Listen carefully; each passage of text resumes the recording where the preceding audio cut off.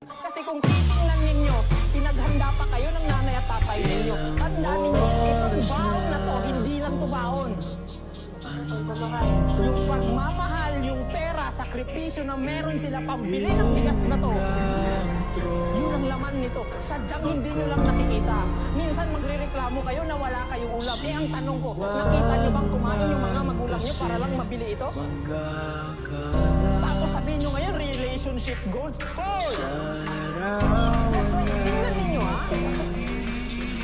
Kung bawat bagay na tinitingnan ninyo o tinatanggap nyo sa pamilya ninyo, sa nanay o sa tatay mo, o FW man yan o hindi, malayo man yan o hindi, kung titingnan nyo sa na yung mismo binigay niya, hindi lang basta pera, hindi lang basta baon, hindi lang basta damit, papasalamatan nyo sila.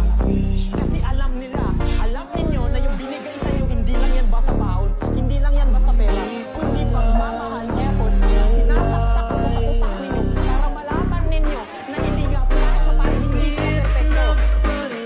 Pero kung napansin ninyo kung ano yung binigay na sa inyo, kung marunong lang kayong magpasalamat, kahit pa paano.